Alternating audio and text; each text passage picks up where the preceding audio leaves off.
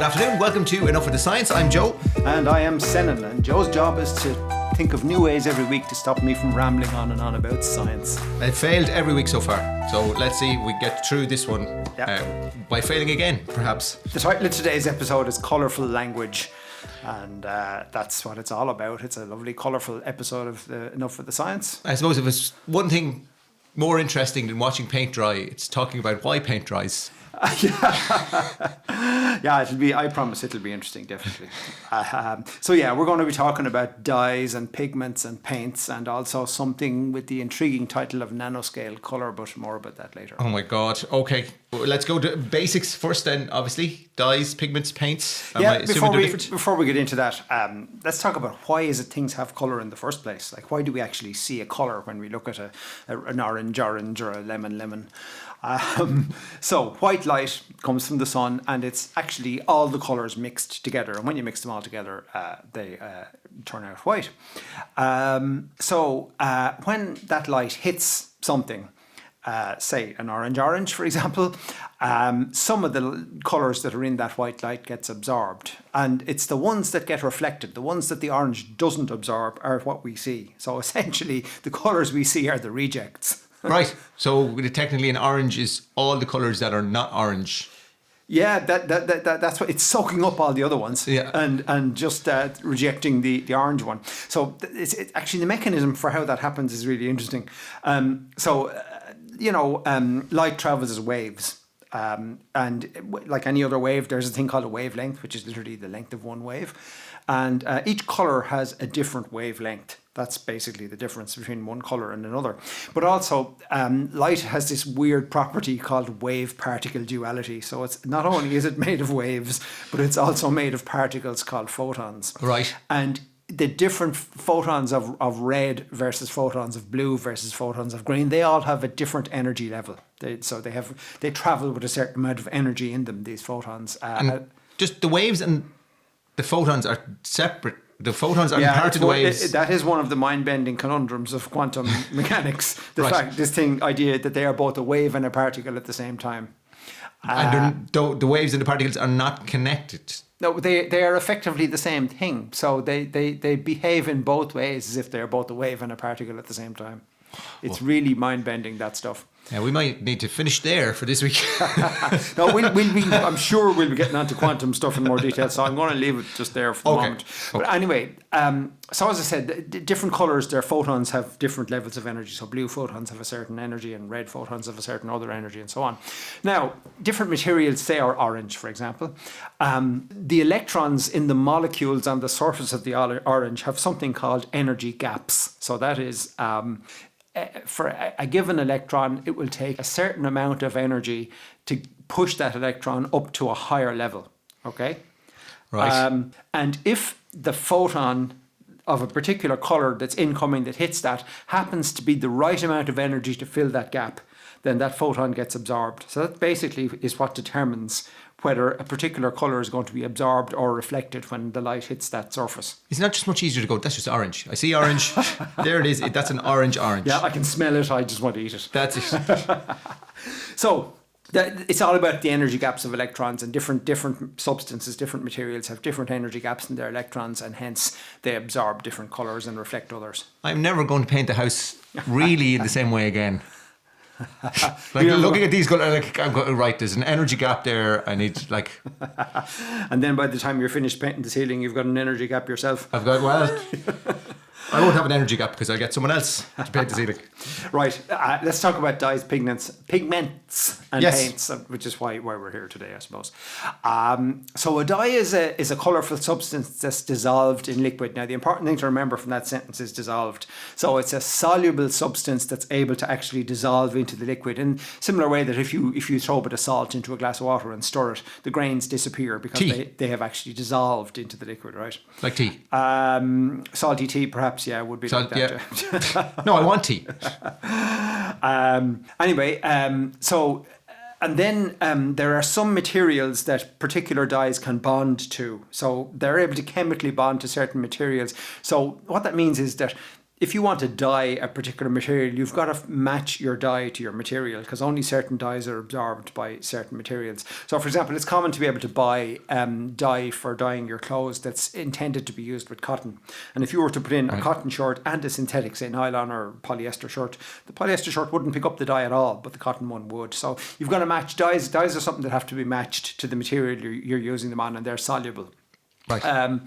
And they do tend to be less vivid than pigments, which I'm going to talk about in a moment, and they can fade over time, so they're less permanent kind of colours. So pigments are insoluble, so they don't dissolve into the liquid, so they're effectively a dust. So whatever, it's a colourful substance that is ground down into a very fine dust, and it's mixed with a binder liquid, because it's not usually no use on its own as a dust. You want to use it to colour something, you've got to have a binder that it's mixed into that kind of holds it all together and gives a nice smooth finish. But the colours are more vivid. They last longer.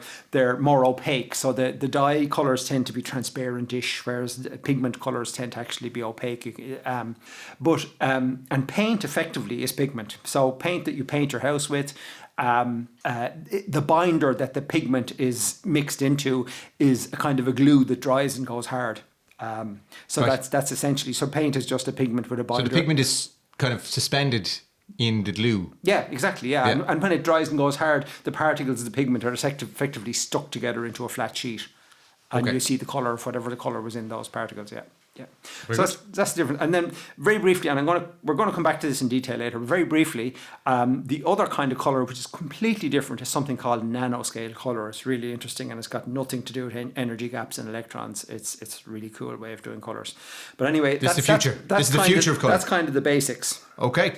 And so we'll be looking at the various different colours, obviously, throughout this programme today. But I suppose, ethically, I'd like to get you thoughts on Mummy Brown. Mummy Brown. Mummy Brown is not another name for Mrs. Brown on telly. So this is exactly what it sounds like. It was a popular colour with artists for hundreds of years, and they didn't actually understand where it was coming from, because it wasn't called Mummy Brown back then.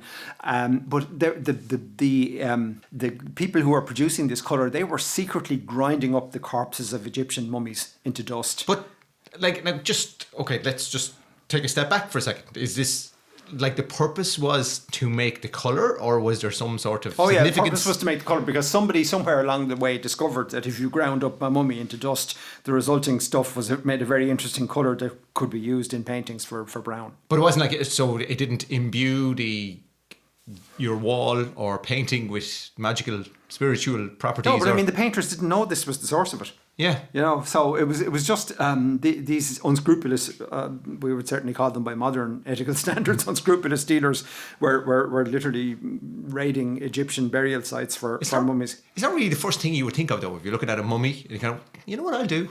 I'm going to grind that down to make paint.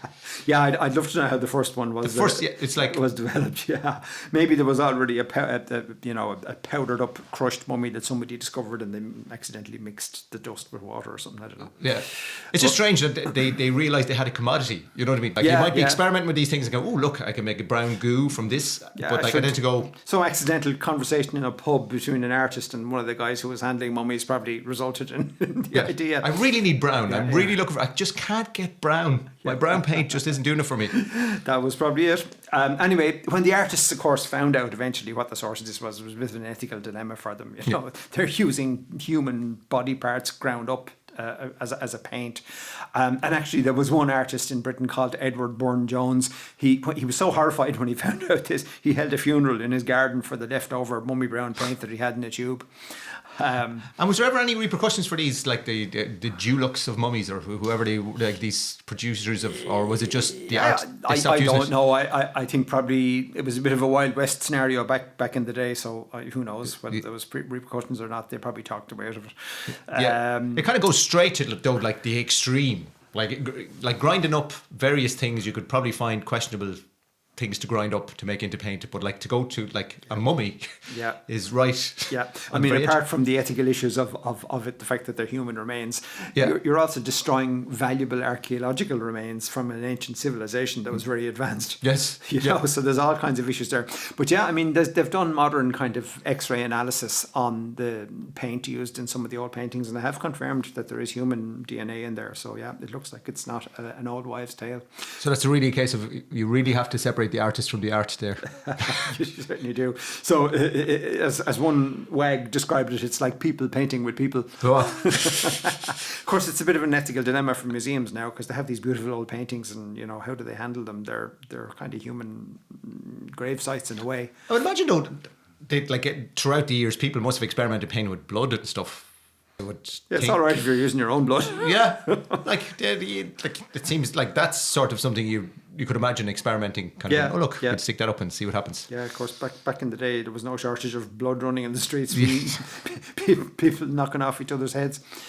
So anyway, moving quickly along, we're going to talk about. So today is a bit of a historical tour really through some of the interesting things about colour that have happened in the past. Right. So we're going to move on and talk about arsenic and old green. Right, that sounds poisonous. So yeah, the Victorians, you know, people who lived like, I guess, maybe roughly 120 years ago or so, they loved these vibrant green colours that they named with exciting names like Shields green and Paris green and so on. They were actually, these colours were made from a mixture of copper and arsenic, which are both metals. And the arsenic, of course, we now know is highly toxic, but at the time they didn't have an appreciation that arsenic was toxic. Right. And they used it on lots of things around the house, you know. I mean, it was slowly poisoning people because it was on their furniture, and it was, you know, could have been on the presses they were putting their dinner plates into, etc. And how would they ingest it? Was it by touch or in the air? Yeah, well, I mean, a certain amount of it would probably rub off on their fingers and stuff as they were handling these things. Yeah. But the worst case of all was wallpaper. Because there was wallpaper that included this toxic green colour, and if it got damp and mouldy, and of course in those days their housing wasn't as good as ours is now, so the wallpaper was almost guaranteed to get damp and mouldy at some point. The mould used to metabolize the arsenic and release it as vapour into the air, so people were actually breathing poison gas. air, yeah. And I mean, like any toxic substance, you know, getting it on your skin is one thing, but getting it inside your lungs is a totally different kettle of fish. You know, I have never liked wallpaper. Yeah, it's kind of gone out of fashion, all right. Yeah, especially those really dizzy patterns. You know, I remember when I was a young fella at home. Back in the 90s, you know, my parents had dizzy wallpaper patterns in the wall, and you'd wake up in the morning after a night of drinking, and it was the last thing you wanted to see when your eyes were struggling to open. Now, here's an interesting little fact about these greens. There's a theory that Napoleon died from arsenic poisoning from wallpaper, because they've done some analysis. Like his body is still available, and they've done some analysis on. I love the way you just. But it's still available. Yeah, you want it like you can just buy it for $5.99. Hurry now. Yeah. Anyway, they found arsenic in his hair, and apparently there's a story that he was, I think Saint Helena was the island he was imprisoned on. Mm-hmm. Whatever room he was sleeping in apparently had green wallpaper. So it could well have done him in. Right. And of course, museums now have the problem of they have these old artifacts with this green paint on them, and how do they handle them? You know, without poisoning all the staff in the museum. So it's a bit of a problem. I imagine probably the richer folk would probably have the nicer paint back in the day. The Emperor's New Purple Snails, huh? So yeah, there was this is going back like I suppose maybe to the Roman era, or that back to the Middle Ages anyway.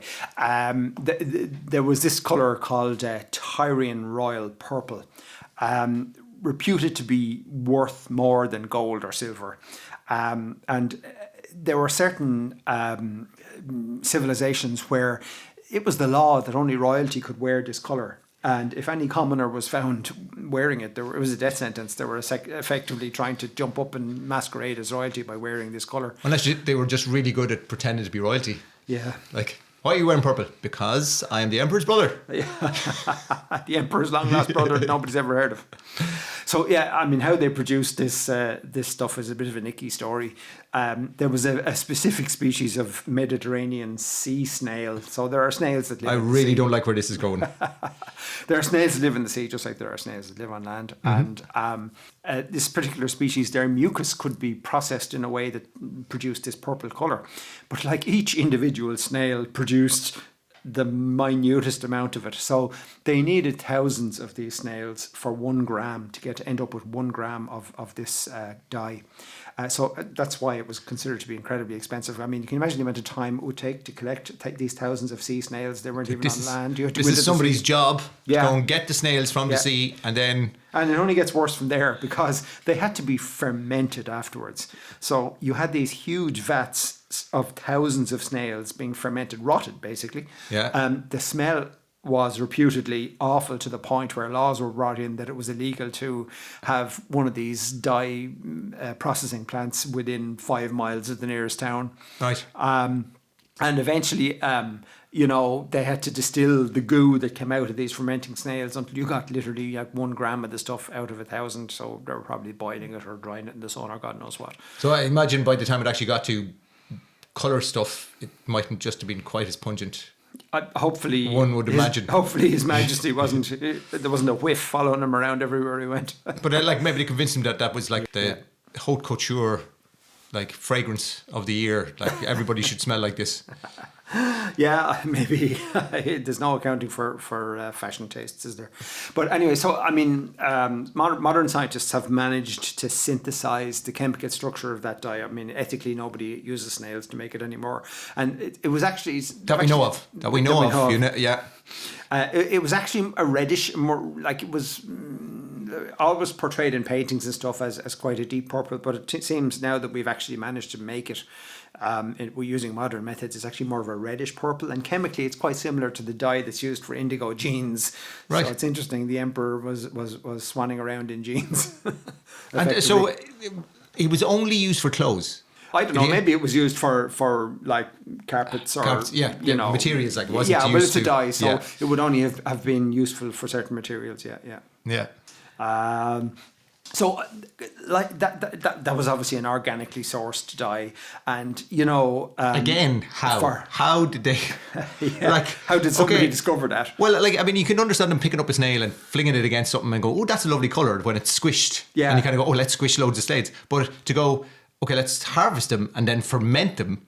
So, I mean, because I would imagine if you picked up one of these snails alive, chances are it wasn't purple at all. I mean, the amount of processing they had to do to get the colour was like serious. Yeah. So, how they discovered it is beyond me.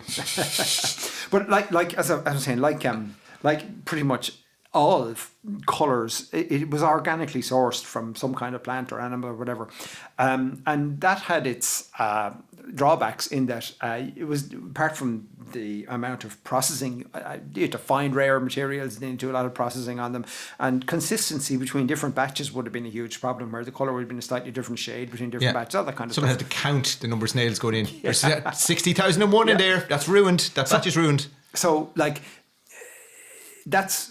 and it was only really in the 1850s that we moved away from those organically based colours into synthetically produced colours, which could be done cheaper, easier. There was a definite recipe for them. Right. And,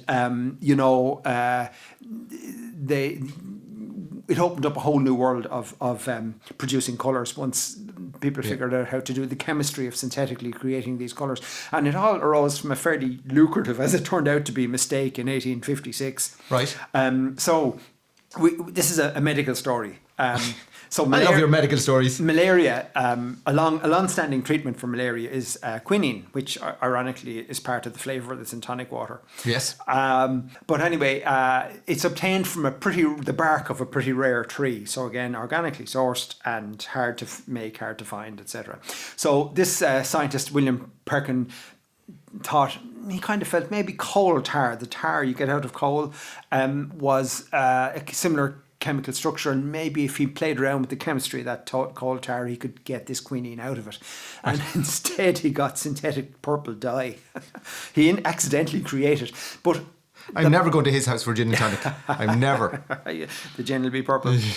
But the interesting thing about it, of course, is he learned some new chemical techniques, and it set him and his fellow chemists thinking, and it spurred all kinds of new chemical techniques, and there was a boom in creating synthetic new colours. So colours became cheaper. There was new colours became available that weren't previously available or were very expensive to produce. So it was a very interesting time, and it also kind of kick-started what we know as the modern chemical industry, producing chemicals for all kinds of industrial purposes, because those same synthesis techniques that were developed to create dyes and pigments also came in handy for processing chemicals in other ways to create other chemicals. So it came like the pigment, the paint was sort of the precursor to the chemistry. It kind of kick-started, it got people thinking about the idea that you could make money from learning how to synthetically produce certain chemicals. Yes. And you know that they were unlike the organically sourced stuff. They were consistent. It was always the same color. It was always the same chemical that you got out at the end of the process. Yeah. Interesting one. And of course, we're talking about organic based pigments and the problems associated with them. And of course, paintings that were done a few hundred years ago, when we go to a museum now to look at them, they aren't really what they used to be. Like they look different. A lot of them, not all of them, but a lot of them look different now to how they looked years ago, because those organic based pigments that artists use to create their paints, they change color over time. So the paintings looked different when they were new versus how they look now, and it's a big challenge for like art conservation. We don't want to lose these fantastic paintings as they gradually fade away over time, and what causes it is like, if we go back to our lecture at the start about the energy gaps in electrons and about how those are responsible for what colours we see. Right. The paint on the paintings reacts with things in the air, either pollution in the air or oxygen in the air, and it literally changes the surface of that paint chemically. So now the electron gaps are changing a bit because the structure of the molecules is changing a bit, and that's one cause of it. So you have different energy gaps than what you used to have, and the other one is, of course, UV light. So sunlight includes ultraviolet light, which is a very high energy form of light. So when those UV photons impact that paint, the surface of that paint, they impart energy to those molecules, which also forces them to change their structure a little bit. And again, you get different energy gaps in the electrons. So that. And how would the energy gaps in the electrons really react to, for example, Campbell's soup or being flung at them by disgruntled oil protesters? I'm sure. Well, if it's tomato soup, that's definitely a problem, because tomato soup is acidic, right. And that's definitely going to probably react with the paint in some shape or form. So definitely not good for. There's some things like tomatoes, for example, and beetroot that you would imagine that if you painted something with those natural colours, it would just stay like that forever, because it's just impossible to get a stain out. Yeah, I know. It's typical, isn't it? The colours we don't want are the ones that we can't get rid of. Yeah. But actually, it's funny, you've mentioned something we'll be talking about later on. There was an ancient colour produced by the Maya civilization that has proved to be incredibly durable, one of the most durable colours ever. But we'll come back to that later. Yeah. So while we're on the subject of, to give you an example, the famous painting Turner, he liked his sunny scenes, and he used a colour called chrome yellow because it had a certain warmth to it, and he liked that warmth in his sunny scenes. And now Turner's paintings have darkened quite a lot because that chrome yellow is particularly susceptible to changing colour over time. And I imagine it must be kind of a bit of a dilemma. Do you restore them to their former glory, or do you let them fade indefinitely? I suppose it's a decision, isn't it, for the individual conservatories? But I know there has been some spectroscopy analysis done on the paints to determine what exactly the original colour did look like. Yeah. And some of the galleries have done is they've created digital copies with the colours changed digitally to let us see what those paintings looked like originally. Yeah. I suppose some places do try and reverse that process if they can. Some places may decide that it's better to leave the painting age naturally. So I guess it's down to the decisions locally made in each place. No, it must be. I can imagine it's a very animated discussion among conservators all over the place. Yeah. And So other yellow colours that were important in the history of paint? Well, there's the infamous Indian yellow from a very smelly source. Okay. Can I guess? No, I don't want to guess. Go on. So herds of cattle were kept and only allowed to eat mango leaves. They were deliberately restricted to a diet of mango leaves, which wasn't very good for them because. And where was this? I'm not sure. I mean, it might have been India because it's called Indian yellow, but I'm not certain. Right. Now, interestingly, the cow was a revered animal in modern India now, a sacred animal. So whether it was India or not, I ain't too sure, to be honest. Yeah. But yeah, some people that produce this colour, they just keep these herds of cows, feed them only mango leaves. The cows were kind of undernourished as a result because they were not getting the range of nutrients they need. But whatever way their system metabolized the mango leaves, their pee was very yellow. It's like asparagus. Is it asparagus does that? Is it? Oh yeah, you're right. Actually, now that you mention it, yeah. And so these people used to collect the pee from the cattle. Imagine if that was your job. Yeah. And then they would concentrate it, which I'd imagine either involved boiling it or drying it in the sun or something, until eventually it reduced down into a kind of a paste that was a lovely warm yellow colour. And it was a really popular pigment with the 19th century artists. And they were selling. So these were artists all over the place. It wasn't just a kind of a. Oh yeah, I have a farm and I happen to be a painter as well. No, apparently, word got around that here was this yellow that was nice to use, and demand went up for it. So more than one place was producing it. However, there is now a school of thought that says it might be a bit of an old wives' tale. Oh no! Because they've done some analysis on some of these old paintings with modern, spectroscopy tools, and there is some doubt about whether the material came out of a cow's pee or not. Right.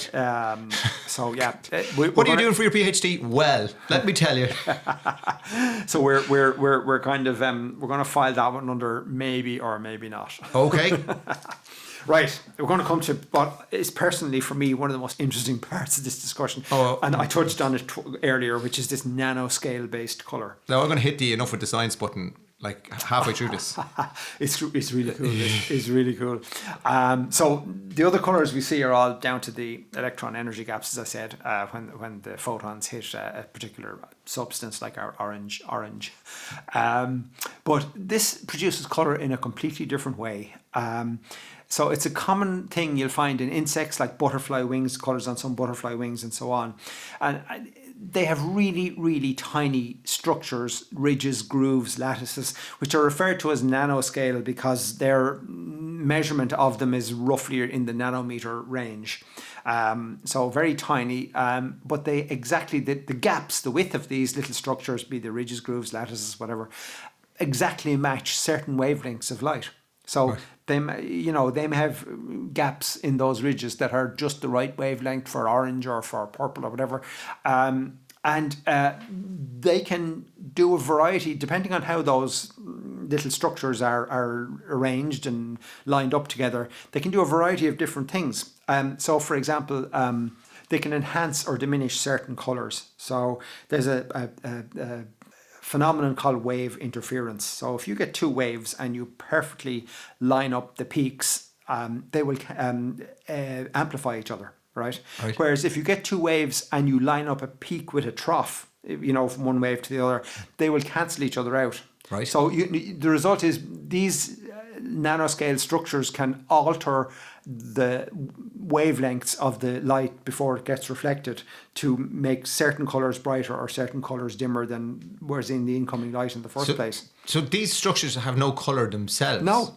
It's all down to the fact that the size of them exactly matches the wavelengths of the light. But that's not all they do. Sometimes they can actually bend certain. So light comes in a straight line, and some of the colours bend one way, and some of the colours bend a different way because of these structures. They can scatter some things, but not others, which would allow some colours to be diffused a bit, where others are kept, more concentrated.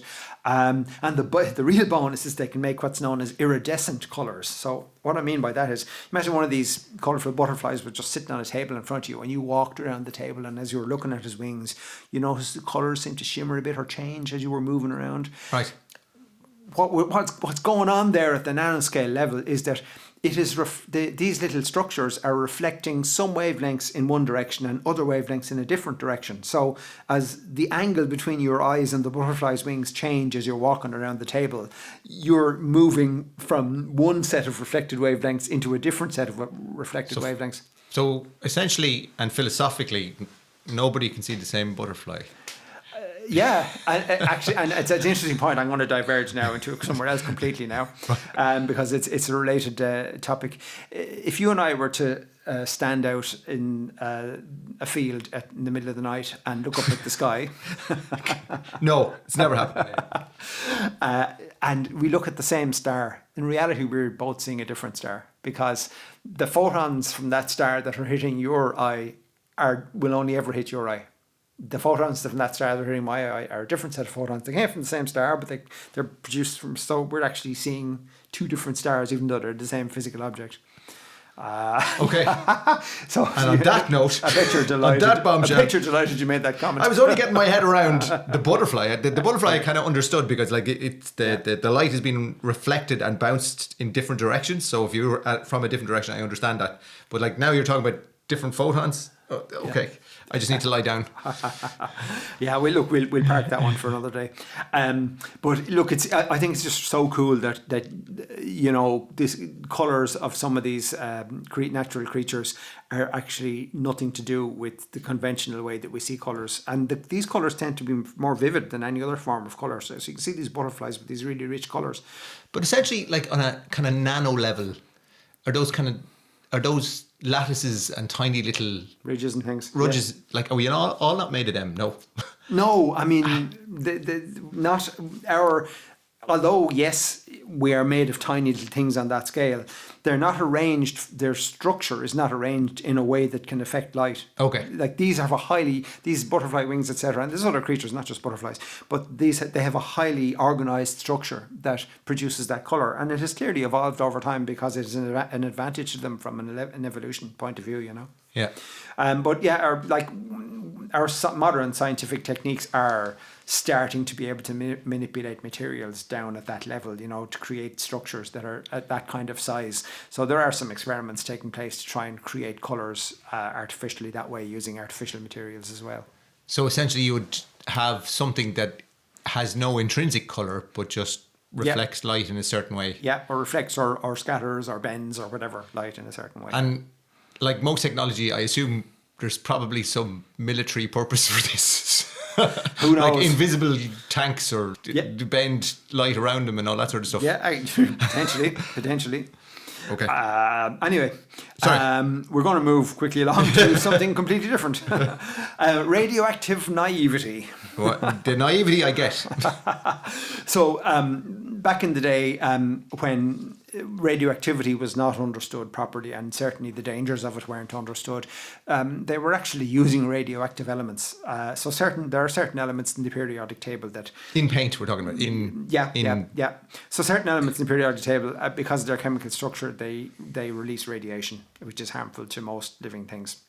And one example is uranium oxide. So uranium is a fuel that's used to make nuclear reactors, and it's also used in bombs and so on. But this produced a lovely orange-red glaze on crockery. I don't think I think colours are as important as some other people. Like, I really need that orange. Yeah. You know it's uranium. Yeah, but look at it. Just look at it. It's beautiful. So yeah, I mean, and as awful as it sounds, right? Okay, if you handled that uranium oxide briefly, you know, that crockery with that color, that orange red color on it, you probably wouldn't, like, the amount of radiation you would take in would be low enough. But if you're using it every day to eat your dinner off, that's a different matter. Because you're taking a small bit every day, and especially if you're talking about acidic food, we mentioned tomatoes earlier on, that acidic food would have lifted some of the uranium out of the glaze and into your food. And you know, it's one thing, as I said before, it's one thing having a radioactive substance on your skin, it's another thing having it inside your body. So yeah, that was one case. But an even worse one was radium and zinc sulfide, which was used to make glow-in-the-dark clocks, the little, the glowing numbers and glowing hands on clocks and watches. Also used for things like glow-in-the-dark toys for kids to play with, etc. And again, naivety, people didn't understand that radium was a dangerous substance. And there's a group of people known as the Radium Girls who used to work in the factories. Like, this was big business. There was lots of factories producing this stuff. And they used to work in the factories that made these goods. And some of them, a lot of them died, a lot of them were very sick. Sometimes some people, it was their job to paint it onto either little dots on a watch face or onto toys or whatever, and they might be licking the paintbrush to, oh God, suddenly they've got this stuff inside their system, and some of them, would you believe, even as if they were going to a party or for a joke, they painted it on their teeth or on their nails, so their teeth or their nails would be glowing. I mean, when is this? Like, when are we talking? Is this 19? We're talking about the 20th century. Mostly. It went on until it was probably all finished up, by 1970. If everybody had woken up to the dangers, and there was no more of it after that. But it was a serious thing. I mean, there was an awful lot of people badly injured. It's like the questioning part of my brain always goes, I wonder, once they discovered this, how long was it before they let people know? Cigarettes, cigarettes aren't bad for you. Yeah, and I recall, I can't think of the name, but several years ago there was an interesting documentary on the telly that covered that exact point, that there was a cover up in the industry for a long time, and they tried to not have it become known publicly so that they wouldn't lose their businesses that they had built up over the years, but they didn't care about their employees. And, it was all about the profit. And of course now the antiques industry is dealing with these things. Right. Very few people actually have it in their home anymore. And, if there's like a clock sitting on the mantelpiece in your sitting room and it has a few dots of radium on it, the amount of radiation you're going to absorb off that is little enough. Yes. But it's different if you're handling the stuff every day because you work in the factory. Yeah. Nevertheless, you'll see some antiques dealers using Geiger counters just to check if certain things have the stuff on them, because they don't want to be handling. I'm not sure I want to buy anything that I need a Geiger counter to check. So let's talk about something a little bit more longer lasting. The everlasting blues. Everlasting blues. I'm sure they had the everlasting blues after working in the radio factory. You're a fan of the blues, Joe, aren't you? Yeah, well, I hope they're not everlasting, though. I was hoping they'd kind of peter out at some point. The blues are timeless, aren't they? Anyway, there's this thing called Maya blue, created over 1,000 years ago. And samples of it that we have found, archaeologists have found, still retains its same vivid colour and is still hasn't degraded at all. It still looks like it was made yesterday. And what is it? What is it on, though? What are they finding it on? I suppose it was on their pottery or on their artwork, etc. But incredibly stable. Over 1,000 years to be able to resist weathering and UV light and probably liquid and God knows what else they got spilt on it. Created by the Maya people back in South America, about 1,000 years ago. It's a mixture of indigo dye. So indigo dye is derived from the leaves of a particular plant that grows in South America. And then there's this really rare clay called, I'm going to mess this up now. So it's called palygorskite, I think. Okay, I don't think anybody's going to contradict you. Yeah. Oh, somebody will phone in and point out that I completely made an ass of it. Anyway, it's a mixture of those two things. A fairly complicated process for them to make it also, which is interesting because it means they were fairly sophisticated about how they processed these things. But it's only recently, with modern analysis of the chemical structure, that we understand now why it's been so durable. Now, no doubt the Mayans didn't understand exactly why it was so durable. They just realised it was and decided they were going to use it. But it's interesting that this. I wonder, were all their colours durable and this is the only one we found, or is it this was their durable one, or maybe they just painted everything blue? Shouldn't we have found the other ones if they were durable? Maybe they broke all the other pottery. Maybe there was a blue, a sort of a blue tide that they just only accepted blue stuff and got rid of all the rest. Maybe blue was in and everything else was out, who knows. Yeah. And there was another blue that's interesting, Egyptian blue, nothing to do with the Mayans. These are the Egyptians this time. This one is older, much older, 4,500 years ago. It's actually the first known case of a synthetically produced pigment, and it was a really complicated process that they used. So it means that the Egyptians were so advanced in their understanding of materials and science, considering it was 4,500 years ago. It's a shame that civilization didn't, fail when it did, because if it had kept going, I mean, well, apart from all the slaves they killed. Yeah. Apart from the slavery, we love the Egyptians. Yeah, if it had kept going, we potentially humanity would be far more advanced now, because I'm sure there was an awful lot of knowledge that the Egyptians had built up that was lost in the intervening time. But yeah, so they had to carefully blend calcium, copper, and silica. Heat it and blend it in the right quantities, and various processes they had to do carefully and in the right order to get their Egyptian blue colour. But even weirder than that, right? It's only in recent years that science discovers that it fluoresces infrared. So what does that mean? Yes, that was my question. So infrared is another kind of light. It's a light that our eyes can't detect. It's just beyond the red end of the spectrum. But it's a real thing. It's just that we can't see it. There are many animals and insects that can see it. But the interesting thing about this Egyptian blue is that when you shine ordinary light on it, it fluoresces. In other words, it glows in the infrared. Now you couldn't see it, or I couldn't see it, but we have cameras that can see that. Right. So and I doubt very much the Egyptians were aware that it was glowing in the infrared. They were. They knew. They knew what was going on. And anyway, it's potentially we might be able to use that for modern medical diagnostics, or for, say, security print on banknotes, that kind of thing. Okay. So you could use the paint, and then it's only a legitimate banknote if it fluoresces. Yeah, that kind of thing. Down into the spectrum. Yeah. Okay, and then my favourite colour. We've got to move on to my favourite colour. So we have everlasting blues. What about everlasting blacks? Yeah, the blacker than black. This colour is so black, really, just to call it black is doing it an injustice. So black isn't a lack of colour? Yeah, black is black. The basic science of something that appears black is that no light is bouncing off it. It's absorbing all the light. Okay. Now, the reality is that the black things we see around us are not 100% absorbing all the light. They're absorbing nearly all of it, but there's still enough light bouncing off it, small and all as it is, to allow us see the shape and the texture of it and so on. And how would we, say, distinguish between something that's absolutely black and a split in the space-time continuum? Yeah, that's interesting, because this thing does look like a hole in reality. So it's called Vanta Black. It's a man-made substance. Yeah, so it's absorbs practically all the light, virtually all the light. There's like 0.002% or something of the light that is bounced off it, which is virtually zero. It's not a pigment. It is one of these nanoscale structures, a bit like the butterfly wings we were talking about, but this one is completely man-made. And it's made from a very interesting substance called carbon nanotubes. So I have to write down all the new words for today for me.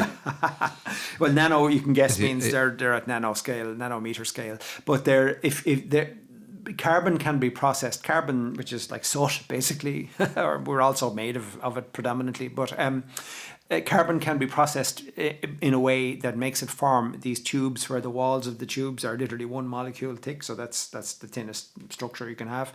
And they're also like the diameter of these tubes is like really, really tiny. And in the case of this Vanta Black, the diameter of the tubes is effectively the wavelength of the light. So the light enters in the top of these carbon nanotubes, bounces around inside and can't escape. And eventually it kind of dissipates as heat. So the light falls in there, and its energy, after it bounces around for a while in that trap, it becomes heat in the structure. And it doesn't like make it roasting hot. You're talking about tiny amounts of energy. But are these tiny black holes? Yeah, well, actually, funny you should mention that. As far as the light is concerned, they are. I mean, they meet the description. They are black and they're holes. Anyway, if you or I were to look at an object like a three-dimensional, like a ball or a triangle or something, or a pyramid or something, made of this, covered in this Vanta Black stuff, it kind of looks a bit like a hole in reality. There's so little light bouncing off it that your eye can't perceive the three-dimensional structure. So it looks like this two-dimensional black hole, that's just sitting there. And what? So is this paint? Is it a material? Is it, how do they spray it on? Like, I mean, so I'm not quite sure how they apply it, but I'd imagine the carbon nanotubes must have some kind of a binder or something to hold them together, I think. Yeah. But I'm not certain about how they apply it. I doubt they have their own ability to just stick to any surface Right. without some kind of binder or glue or something. But it's interesting. There was a little bit of argy-bargy in the artistic world when it was first developed, because a single British artist, a guy called Anish Kapoor, was given exclusive rights to use it in his artwork. So no other artist could use this really dense black in their artwork. And of course there was uproar in the artistic community about it, and somebody produced another version of it and explicitly licensed it to everybody except this bloke. I wonder, is the other stuff any good though? I wonder, is it just someone just mixed a lot of really black paint and hoped for the best, rather than Who knows? creating their own little carbon nanotubes? Yeah. Who knows? But but it does have a real use in the real world. I mean, there is sensitive photographic equipment and scientific sensors and stuff where they need to make sure there's no unwanted stray light bouncing around inside in the instruments. So they coat the inside of lenses and things, the barrel of the lens with this stuff, so that it just absorbs any stray light that's bouncing around. So it is a useful substance. And relatively new, I would imagine. Like, I mean, where are we talking there? 70s, 80s, 90s? Zeros? I think it's probably this century, so probably less than 20 years. Wow. I could be wrong on that, but I think so. And now that we've spoken about black, we might as well speak about white. Okay. So a very popular kind of white paint amongst artists for centuries actually was something called lead white. You think the name would have given them a clue? Yeah, they definitely had a problem with all these heavy metals between lead and arsenic and God knows what else. But of course, lead is, we now know, highly toxic to us. But at the time, people didn't know that.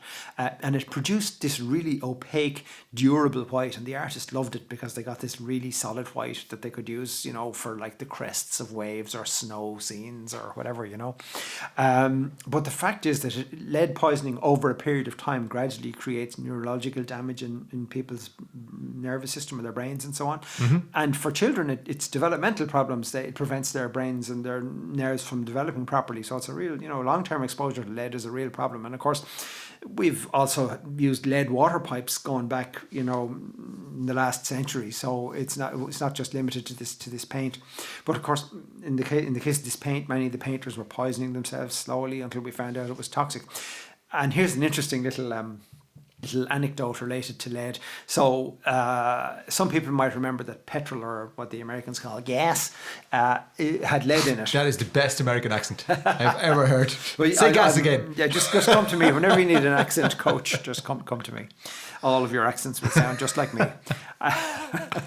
Anyway, so lead was in petrol because effectively it made the engines run more smoothly at the time. The engines weren't sophisticated enough to run without lead.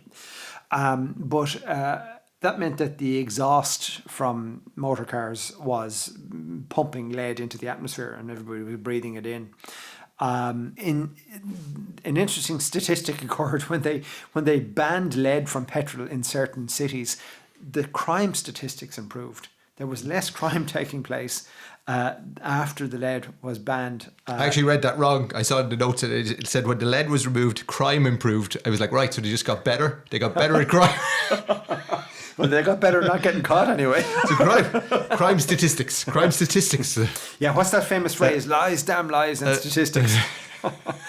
So lead was a very dangerous substance. Was it sort of all the religious iconography and those paintings that were done?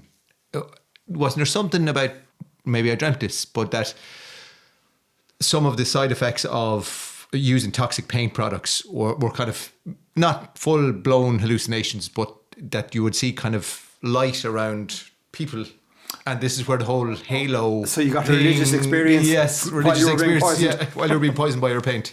I don't know. I could have made that up. That's a new one. That's a new one on me, but I'm going to give you the benefit of the doubt. Okay, always do. So we're coming towards the end, but I suppose we should talk about the future of what is the future colours. of paint? Yes. So as we've covered in exhaustive detail here today, making a lot of these pigments and dyes involves nasty chemicals, heavy metals, basically things nobody really wants to be around or to have contact with. And indeed, if these colours are later degrading in the environment, we don't want those constituents to getting into the environment and causing pollution and so on. So there are new techniques being researched for more environmentally friendly production of dyes and pigments that don't involve all these dangerous chemicals and metals. And some of it revolves around organic based stuff. It's interesting, we've kind of come full circle. We went from organic based colours to synthetic colours and now back around to organic stuff again, because we're experimenting with bacteria and algae and fungi to see will they make the colours for us. Right. So we can genetically modify now some of these little creatures so that they will take some input material, something that's natural in the environment, and they will process it in some way, and essentially their poo will be a new colour.